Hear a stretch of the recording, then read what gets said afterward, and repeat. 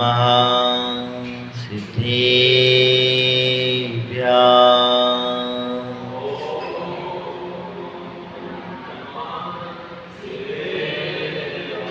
ॐ नमः सिद्धेभ्यः।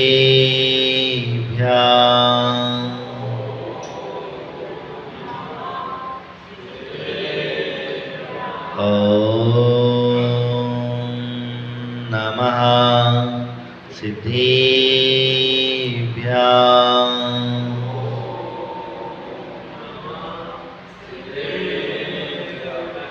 बलदेव महादेव खजरार्षि आदिनाथ भगवान की, मूल नायक श्री पार्श्वनाथ भगवान की, शासन नायक श्री महावीर भगवान की, चारित्र चक्रवर्ती पद्माचार्य शांति सागर जी महाराज की, आचार्य गुरुदेव श्री धर्म सागर जी महाराज की, हम गुरुदेव आचार्य श्री फूल सागर जी महाराज की, द्वादशांग जिनवाणी माता की।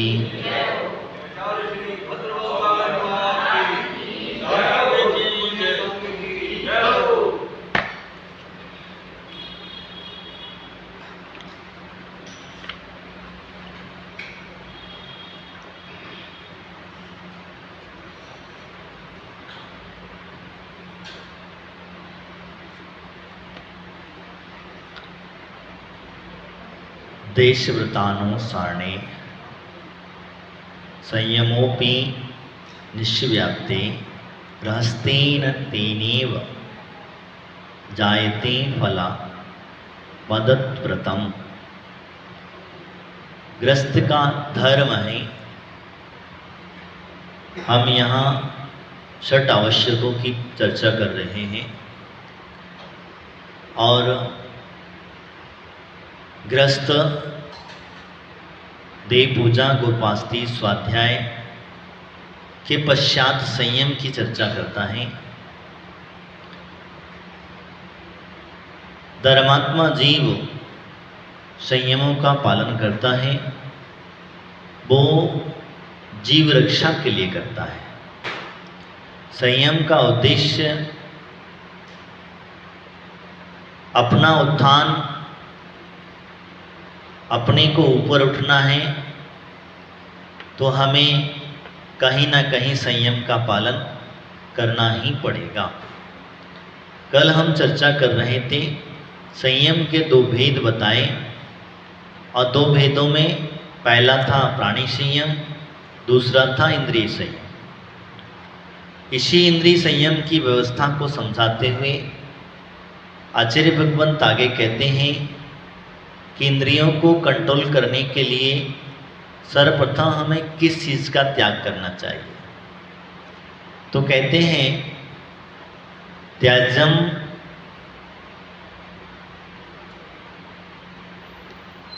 ममासच मध्यश्च मधुमर पंचकाम अष्टो मूलगुणाम प्रोक्ता ग्रहिणो दृष्टि पूर्वकः। सर्वप्रथम हमें मध्य मास मधु का त्याग करना चाहिए। कितने लोगों का त्याग है यहाँ? सबका त्याग है। अच्छा, कब सीरप पीते हो? खांसी का कभी आपने उसमें पढ़ा है?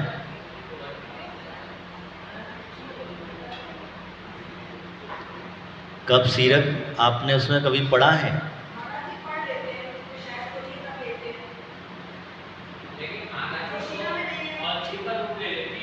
नहीं। यहाँ पहले फिर वही बात हमारे सामने आ रही है, यहाँ वही सामने आ रही है। त्याग का मतलब क्या? औषधि के रूप में अवक्ष नहीं लिया जाता है। औषधि के रूप में अवक्ष नहीं लिया जाता है। वक्ष चीज़ों को त्याग अगर आपका है और आप उसे औषधि के रूप में छूट रख सकते हैं, क्योंकि वो वक्ष है। वक्ष की समस्या समझना, क्योंकि वक्ष वो है जिसे हम लोग शुद्ध मानते हैं अवक्ष वो है जिसमें बहुसंख्यक जीव उपलब्ध होते हैं,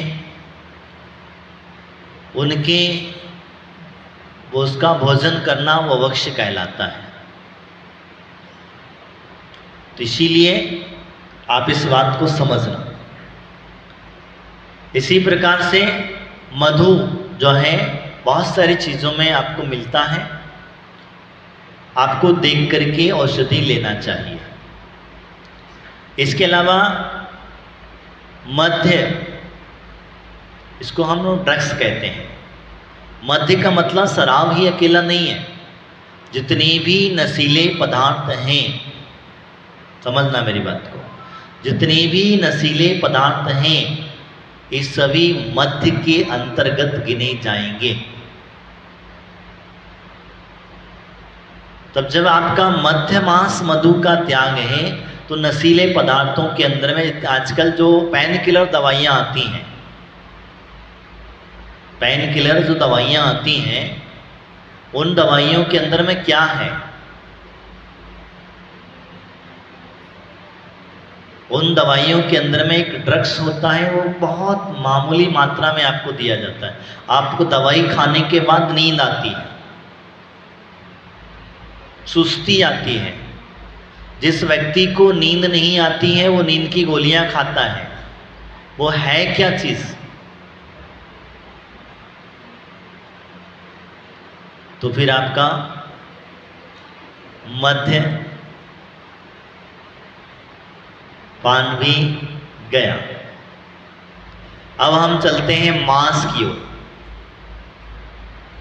हम लोग समझते हैं कि सामने पड़ा हुआ मांस का टुकड़ा ही हम खाते हैं, वही मांस है। आप जब कहीं आप क्रीम, पाउडर, पेस्ट जो यूज करते हैं, इनमें क्या आ रहा है कभी आपने देखा है? कैसे बनता है कभी आप अपने YouTube पे डाल करके देख लेना।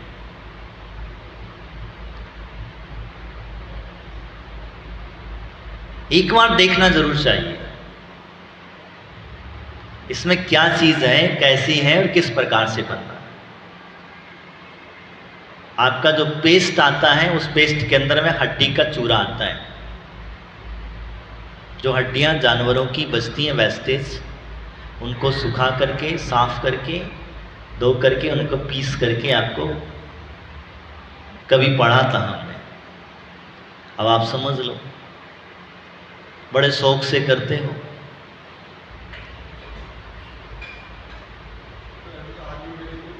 हाँ हाँ, वो हमें नहीं पता है किसमें है किसमें नहीं है, वो मुझे नहीं पता है। जो किसमें है किसमें नहीं, पेस्ट की जब मंजन यूज करो ना, सूखा यूज करो, बहुत सुंदर आपको मंजन आप चाहते हो तो मैं बता देता हूँ। आपके दांतों की कोई प्रॉब्लम नहीं होगी। नमक और कपूर मिला करके हल्का सा घस लीजिए। हाँ, सैदा नमक और कपूर।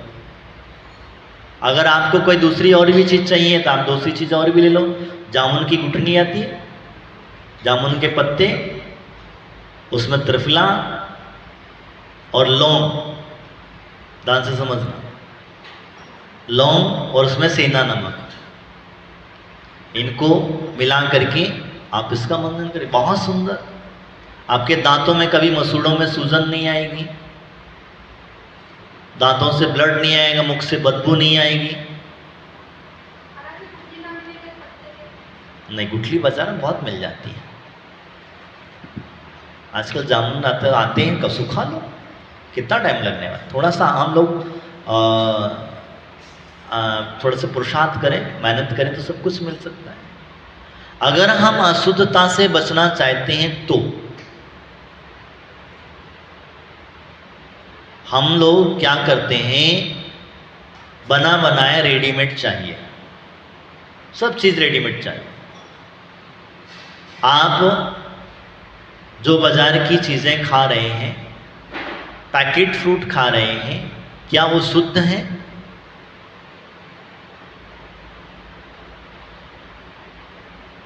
बाजार के बने हुए जो पैकेट फ्रूट आते हैं, कई कई दिनों के भरे हुए आते हैं। मैंने बीच में ही बताया था, एक वीडियो मेरे पास में आया था जो फ्रूटी का वीडियो था, मैं आपको बता दूं, बीच में बताया था मैंने आप लोगों को। उसको जब उसे काट करके उसने निकाला तो उसमें अंदर से एक्सपायरी डेट अभी बन करके मैन्युफैक्चरिंग 15 दिन भी नहीं हुए, तो उसको मैन्युफैक्चरिंग डेट उस पर पड़ी हुई है, दिखा रहा है स्पष्ट भी 15 दिन भी नहीं हुए हैं। जब उसको निकाला गया और निकालने के बाद जब उसको खोला गया तो उसके अंदर पूरा काला काला पड़ा, और आप बड़े शौक से उसे पीते हैं। तो क्या हम जीवों की हिंसा कर रहे हैं? कर रहे हैं, स्वाभाविक चीज है। आप इस खाने पीने के संबंध में हम जो चर्चा करते हैं, क्योंकि हम लोग करते क्या है, मैं उन इंद्रियों की चर्चा कर रहा हूं, इंद्रिय रूपी संयम की चर्चा कर रहा हूं कि इन इंद्रियों पर हमें विजय कैसे प्राप्त करना है। इन इंद्रियों को खाने के लिए चाहिए बहुत सारी चीजें हैं, फ्रूट्स हैं, बहुत सारी ऐसी व्यवस्थाएं हैं, तो हम उस माध्यम से उस इंद्रियों को लगाने के लिए हम इत्र तेल आदि लगाते हैं, इनकी व्यवस्था समझें। खाने के लिए हम जिस चीज़ यूज करते हैं उसकी व्यवस्था समझें। सुगंधता द्रव्यों की हम उपयोग करते हैं, सुगंधता के द्रव्यों का उपयोग समझें, क्योंकि हम लोग वक्ष अवश्य है या नहीं है इसका ध्यान रखना चाहिए। आज हमारी माताएं बहनें बहुत अच्छे अच्छे मेकअप करके आने लगी हैं। आपने कभी मेकअप सामग्री में क्या यूज हो रहा है आपने देखा है?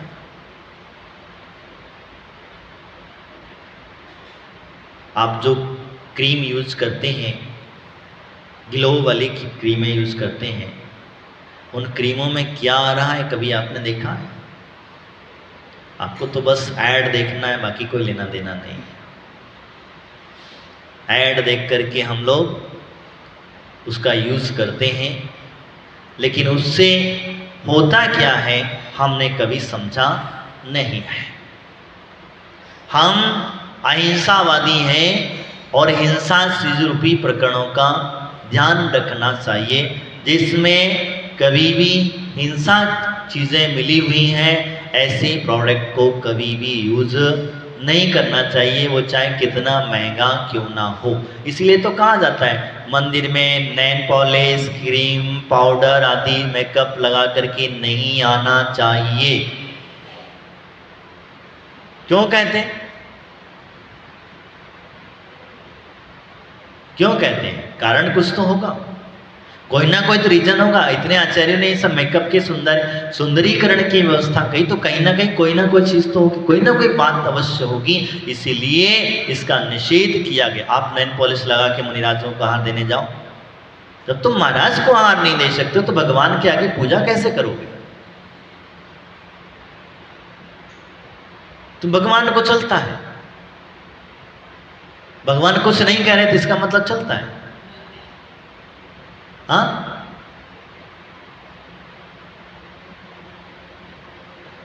महाराज को क्यों नहीं चलता वो? क्योंकि वो अशुद्ध है, और जब अशुद्ध है वो चीज, तो फिर मंदिर में तुम अशुद्ध द्रव्य लगा करके पूजा करोगे तो तुम्हारे भाव कैसे टिकेंगे?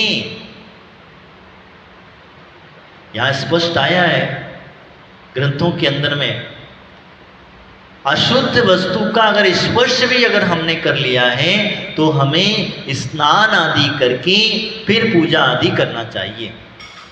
अगर आपको कोई नीची जाति का व्यक्ति स्पर्श कर जाए तो क्या करते हैं? करते कि नहीं करते? क्यों करते?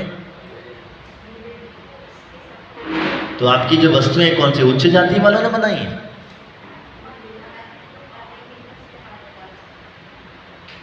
ये जो चीजें इसमें जो मिली हैं तो वही तो चीज मिली है। तो मेरा कहना तात्पर्य वही है कि हम जिन मध्यमास मधु की चर्चा करते हैं, जैनत्व जैन धर्म के अंदर में इसका त्याग कहाँ है, और अगर आपका त्याग है, मैं जो कह रहा हूं बात समझ लेना, अगर आपका त्याग है तो फिर ऐसे प्रोडक्ट आपको यूज नहीं करना चाहिए, जिन प्रोडक्ट को यूज करने से आपका व्रत टूटता हो, आपका नियम खंडित होता हो, ऐसे प्रोडक्ट को कोई यूज नहीं करना चाहिए। जैसे मैंने एक बीच में कहानी बताई थी पूर्वाभिल की, याद होगी सभी लोगों को, भगवान महावीर का जी, उसका कौवे के मांस का त्याग था। किसका त्याग था? अब वैद्य जी ने कहा कि इसे कौवे के मांस में ही औषधि देना पड़ेगी। किसमें? जैसे आप लोग का ना औषधि के लिए छूट है, तो औषधि देना पड़ेगी, इसके बगैर काम चलने वाला नहीं है। उस व्यक्ति ने कहा मेरे प्राण जाएं तो जाएं, लेकिन मैं कौवे का मांस नहीं ग्रहण करूं। मैंने गुरु से वचन दिया है, गुरु से नियम है, गुरु को वचन दिया है, मेरा वचन है। आप सोचे नियम दिए, महाराज ने कोई नियम, महाराज कोई नियम नहीं देते हैं आपको, आपका वचन आप उनको देते हैं कि मैं आज के बाद ये वस्तु को ग्रहण नहीं करूंगा, मेरा आज से इस वस्तु का त्याग। तो हम उसे कैसे ग्रहण कर लेते हैं? स्पर्श इंद्रिय के वशीभूत होकर के आप स्वयं विचार करना कि हम लोग एक हाथी, इतना बड़ा हाथी, ध्यान रखना मैं जो कह रहा हूं, इतना बड़ा हाथी एक गड्ढे में गिर के बंधन को प्राप्त हो जाता है। कितने बड़े बंधन को कोई पकड़ नहीं सकता हाथी को। हाथी को पकड़ने की प्रक्रिया वही है। 5 इंद्रिय मनुष्य है और मनुष्य 5 इंद्रिय होते हुए भी अगर इनका त्याग नहीं करता तो कैसे काम चलेगा? आपकी आज बहुत सारा मेडिसिन आ रहा है, इंजेक्शन आ रहे हैं, इन इंजेक्शनों में ऐसी चीजें मिली हुई आती हैं, उसी चीजों से निकाला जाता है जो शुद्ध नहीं होता है। अब आप उनको अगर ग्रहण करेंगे तो क्या आपका नियम बचा? तो क्या करना चाहिए? शरीर है, नश्वर है, आज नहीं तो कल जाना है। आज हमारी उम्र हो चुकी है, किसी की 50, किसी की 60, किसी जिंदगी के सारे जो शौक हैं वो पूरे कर चुके हैं, हमारे जो दायित्व है हमने पूरा कर लिया है। अब दायित्व पूरा होने के बाद अब किसके लिए जीना है? मरना है, शरीर को छोड़ना, एक दिन छोड़ना जरूर है। मान के चलो आप वो औषधि लेकर के कुछ दिन जी लेंगे, कुछ दिन जी लेंगे, तो जीने से क्या कर लोगे आप? वही पूजा, वही अभिषेक, वही सब चीजें। तो इससे बढ़िया उसका त्याग करके मरण करोगे तो देव पर्याय में जाओगे। कहां जाओगे? समझ में आ रहा है? उसका त्याग करके मरण करोगे तो देव पर्याय में जाओगे, और पूरा त्याग करके मरण करोगे तो उससे भी कई ऊंचे देव बन जाओगे। तो वो पूजा, अभिषेक, भक्ति, स्तुति, भगवान की आराधना देव बन के भी करोगे। जो अभी तुम मनुष्य पर्याय में कर रहे हो वो क्रिया, तुम्हारे भाव होंगे कि हम भगवान की भक्ति करेंगे, पूजा करेंगे, अभिषेक करें, तो ये तो हम भगवान देव पर्याय में भी कर सकते हैं। और वहां तो तुम्हें कोई नियम भी नहीं है, वहां कोई समय सीमा नहीं, कितनी करना है करो, 24 घंटे दो, 12 जितने घंटे बैठना है करो भक्ति, कोई कहने वाला। अब तुमको द्रव्य भी धोने की जरूरत, वहां तो बस इच्छा करे, समझ ला उपस्थित है। संसार की भोगों की चीजें जो है वो आपको यहां कितनी मिलती होंगी, आप समझना बात को मैं जो कह रहा हूं। आप शरीर को भोगने की, शरीर की संसार की वस्तुएं घर गृहस्थी में कितनी आपके पास में होंगी? एक टीवी, एक फ्रिज, एक गाड़ी, एक घोड़ा है, तो एक बंगला है, जो भी चीज आपके पास सुख सुविधाएं, जो वहां तो इससे भी कई डबल है। यहां तो तुम्हें भोजन बना के खाना पड़ेगा, बाजार का लाके पैसा खर्च करके, वहां तो कंठ में अमृत झरता है, मन में इच्छा हुई, आपकी तृप्ति पूरी हो गई। अब बताओ स्त्रियां में सारा वैभव भी है, परिवार भी है, सुख सुविधाएं, महल है, बड़े सुंदर सुंदर महल है, उनके देवों के विमान है, और विमान, और कहीं भी जाओ आओ कोई रोक टोक है क्या? तो अब बताओ, जिन औषधियों को, अशुद्ध औषधियों को आप ग्रहण कर रहे हैं, उस ग्रहण करने से आपको पाप का बंध हो रहा है, या आपकी दुर्गति हो रही है, या आपकी सदगति होने वाली है। इसीलिए उस भील ने कौवे का मांस का त्याग किया, और जब उसे पता चला कि मैं तो देवगति में जाने वाला हूं, तो उसने उठा के पूरा मांस का ही त्याग कर दिया। क्या कर दिया? पूरे मांस का ही त्याग कर दिया। अभी तक वो कौवे का त्याग था, मांस का त्याग था, उसका पूरा का पूरा समस्त जीवों की हिंसा का त्याग कर दिया। उसके प्रभाव से वो देव छोटा देव नहीं बना,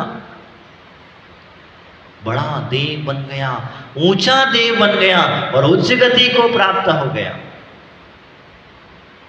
तो बंधुओं, हमने इस बात का ध्यान रखना चाहिए, हम श्रावक हैं, भगवान की पूजा पाठ करते हैं, और जो व्यक्ति भगवान की पूजा पाठ करता है और ऐसे द्रव्यों को लगा करके हम लोग मंदिरों में आते हैं, गुरुओं के पास जाते हैं, धर्म क्षेत्र पर जाते हैं, तो हमारे भावों की विशुद्धि नहीं बनेगी। क्योंकि ध्यान रखना, हर जगह की ऐसी धीरे धीरे करके ये विडंबना बन चुकी है। हम लोगों ने इस बात का विशेष करके ध्यान रखना चाहिए। अगर मंदिर आए हैं तो बिल्कुल साफ सुथरे आइएगा, बिना मेकअप के आइएगा। आपने शादी कर चुकी हैं, आपका पति मिल चुका है, पति को पत्नी मिल गई है, तो अब किस और को दिखाना चाहते हो? मेकअप तो उसी को लिए किया जाता है, किसी को रिझाना हो, अपने प्रति आकर्षित करना हो। अब जिसकी नहीं हुई है तो वो तो करे तो ठीक है, चलो, लेकिन जिसकी हो गई है और वो अगर ऐसा मेकअप कर रहा है तो फिर गलत है। कहीं ना कहीं मन में अब्रह्म की ओर बढ़ रहा है, कहीं ना कहीं मन में पर स्त्री या पर पुरुष के प्रति उसकी चाह है, जागरूक है नहीं है। कहीं किसी न कोने में एक टिमटिमाता हुआ दीपक जल रहा है, क्योंकि तुम सामने वाले व्यक्ति को अपने प्रति अटेंशन करते हैं। इसका मतलब यही होता है। इस बात को ध्यान रखना। हम आगे कहेंगे। आगे उन्होंने कहा पंच उदंबर फल। कौन से फल? 5 उदंबर फल। 5 उदंबर फल कौन से होते हैं? बड़, पीपल, उमर, कटुम्बर और अंजीर। समझ में आए? ये 5 उदंबर फल है। इन्हें चाहे वो गीले हों और चाहे वो सूखे हों, ध्यान रखना, चाहे वो गीले हों और चाहे वो सूखे हों, दोनों भी नहीं खाना चाहिए। क्यों नहीं खाना चाहिए? क्योंकि इनके अंदर में इतने सूक्ष्म जीव होते हैं, इतने सूक्ष्म जीव होते हैं। अगर आपको किसी को प्रैक्टिकल करके देखना चाहते हैं तो उसके फल को, कोई भी फल, बड़, पीपल, उमर, कटुमर का फल, साबुत फल तोड़ करके उसमें हल्का सा चित एकदम सुर बोल करके जीवों के ऊपर उड़ते हैं। इतने जीव होते हैं। अब उन जीवों को हम लोग अगर खाएंगे तो कैसे काम चलेगा? बहुसंख्यात जीव भरे हुए हैं और एक एक में छोटे छोटे जीव इतने भरे रहते हैं। ऐसी वस्तु को ग्रहण करेंगे तो क्या हमको पाप लगने लगेगा? क्या हमारी दुर्गति नहीं होगी? अब कई लोग इनको औषधि के रूप में खाते हैं। जैसे कई आयुर्वेदिक ग्रंथों के अंदर भी कहीं मिल जाते हैं कि अंजीर खाने से खून बढ़ता है। तो किसी का खून पियोगे तो खून बढ़ने ही वाला है ना।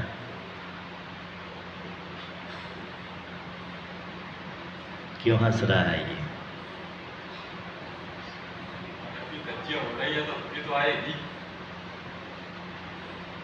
हम लोग क्या खा रहे हैं, इन चीजों को समझिएगा। आपको इनकी जगह पर बहुत सारी चीजें हैं जिनसे आपके शरीर में वो आवश्यकता पूर्ति करती है। और दूसरी चीज एक साथ में लगा लेना, अपना पूर्वोपार्जित कर्म। क्या है? अगर आपका असाता वेदनी कर्म का उदय आया है,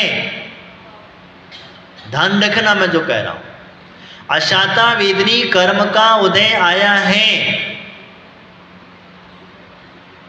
और वो उदय कब तक रहेगा? जब तक आपका साता में परिवर्तित नहीं हो जाता, यानी सुख जिसको कहते हैं, दुख रूपी कर्म का उदय आया है, वेदना रूपी कर्म का उदय आया है, तब तक तो हमें वेदना होगी होगी, चाहे आप कोई सा भी ट्रीटमेंट करा लेना। ये बात और दिमाग में रख लेना। और जब आपका असाता जब साता में परिवर्तित होगी तो छोटी सी जड़ी बूटी भी आपको वहां पर काम कर जाएगी। छोटी सी जड़ी बूटी भी, छोटी सी दवाई भी, बहुत सस्ती उठी वाली। और हो सकता है कई बार आपने देखा है, कोई महाराज भूत दे देते हैं, बभूत दे दें, कुछ दे दिया, कुछ आपके हाथ पकड़ा दिया, आपको कहीं वो कर्म चला गया, बीमारी ठीक हो गई। मुझे एक चीज बताओ, बाबा जोगी मिलते हैं आपको, उठाकर राख पकड़ा देते हैं, आप ठीक हो जाते हो। क्या वो राख में क्या ऐसी ताकत थी? कभी आपने विचार किया? कहीं आप लोग उदाहरण देते थे, गंधोदक के लिए पवित्रता हम मानते हैं, गंधोदक लगाने से शरीर के रोग ठीक हो जाते हैं। मैं आपकी श्रद्धा को नहीं तोड़ रहा हूं।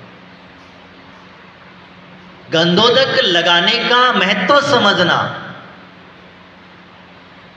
गंधोदक के अंदर में जिसकी तुम वंदना करके ले रहे हैं, उससे कुछ ना कुछ तुम्हारे कर्म ढीले होते हैं। क्या होते हैं? और कर्म ढीले जब होंगे, अशुभ कर्म शुभ में परिवर्तित होंगे, तभी जाकर के वो गंधोदक आपको फायदेमंद होगा। गंधोदक समझना, तभी फायदेमंद होगा। नहीं तो लगाते रहो। कितने लोग लगाते, बताओ किसकी किसकी बीमारियां ठीक हुई? हाँ, तुम्हारी हो गई क्या बीमारी ठीक हुई? उससे हो गया। देखो ये होता है। लेकिन बाकी के लोग, एक श्रीपाल राजा का कोढ़ ठीक हो गया तो हमने सिद्ध चक्र का पाठ करके गंधोदक छिड़कना चालू कर दिया। कुमुद नंद आचार्य का कोढ़ ठीक हो गया, जिसकी कल्याण मंदिर की आलोचना, कल्याण मंदिर की स्थापना, स्तोत्र की रचना हुई, वो आप समझना तो वैसे किस किस के कोढ़ ठीक हुए हैं। तो बस वही कहता हूं, ये भक्ति का मार्ग है, भगवान का मार्ग है, भगवान का प्रसाद है। इसे अगर आप भक्ति से ग्रहण करेंगे तो आपके जो अशुभ कर्म हैं, वो भी कौन से, मैं और बता रहा हूं, क्योंकि ये हमने पहले लिया, डायरेक्ट लिया, गंधोदक नहीं लिया जाता है। पहले आप अभिषेक करते हैं, भक्ति करते हैं, स्तुति करते हैं, उनके मंत्रों का उच्चारण करते हैं, आपका मन वहां लगता है, और जब जाकर के वो गंधोदक बनता है। ऐसा जल ढाल दो, लगा लो, कोई फायदा नहीं होगा। समझ में आया? ऐसे ही खाली जल ढाल दिया हमने, और जल ढाल करके जैसे आप मार्जन करते हैं, अब आप लोगों के यहाँ तो नहीं होता है, जैसे पंचामृत अभिषेक जिन लोगों के यहाँ होता है वो लोग करते हैं, उनके पहले जो मंत्रों के उच्चारण जो गंधोदक बन जाता है, उसके बाद में उसका जब सफाई करते हैं मूर्ति के, जो मंजन जिसको आप लोग समझते, अगर वो मंजन को क्यों नहीं लगाते आप? गंधोदक बनेगा जब आप मंत्र उच्चारण पूर्वक भगवान का अभिषेक करेंगे, और अभिषेक के साथ आपकी भक्ति होना चाहिए, आपके परिणाम निर्मल होना चाहिए, और वो निर्मल परिणामों के साथ आप भगवान का अभिषेक करेंगे, वो गंधोदक बनेगा। और वो गंधोदक हमारे निर्मलम निर्मलीकरणम पवित्रम पापनाशनम जिन गंधोदकम वंदे। ध्यान से समझना, मैं जैसी वंदना भगवान की करता हूं, वैसी ही वंदना जिन गंधोदक की कर रहा हूं। और ऐसी भक्ति अगर तुम्हारे अंदर होगी तो वो गंधोदक काम करेगा, नहीं तो नहा लो, कोई फर्क नहीं पड़ना। वो आपका विषय भी बाद में बताएंगे हम विषय मत भुला जाएंगे हम अभी। विषय जो निकला है हम औषधि के विषय निकले हैं, ओके, समझ जाए। तो हमने जिस चीज को समझना, तो मैं जो कहना चाह रहा हूं कि आपने जो भक्ति करी, आपने जो स्तुति करी, आपने जो अभिषेक किया, वो अभिषेक करने के बाद में जो स्तुति आपने की है और तत्पश्चात वो चरण रज आपने वंदना पूर्वक ग्रहण की है, उतनी देर में आपकी जो अशुभ कर्म थी, कौन से अशुभ कर्म? अन्य क्षेत्र में बांधे हुए अशुभ कर्म, धर्म क्षेत्र में नहीं, बात से ध्यान समझना मेरी बात को।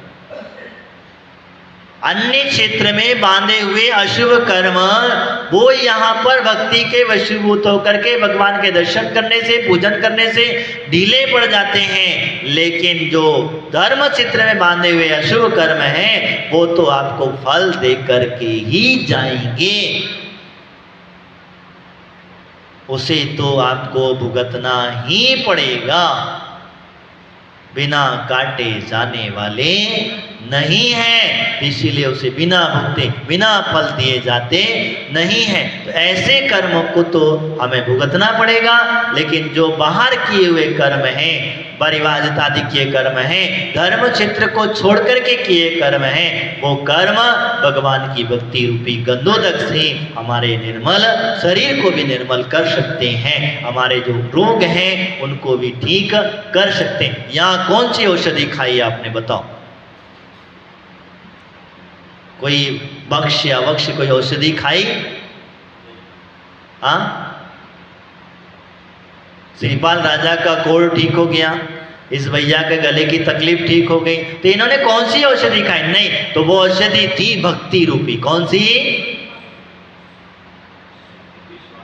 वो कुमुदनंद आचार्य ने, वो भक्ति थी उनकी, अपासनाथ के प्रति भक्ति रूपी औषधि थी, उससे उनका सारा का सारा कोढ़ ठीक हो गया। ये बात ध्यान रखना, धनंजय कवि ने एक सर्प का विष अपने पुत्र का उतार दिया, तो वो भक्ति थी भगवान की रूपी औषधि की, उसी के प्रभाव से वह सर्प भी जो विष था वो विष उतर करके चला गया।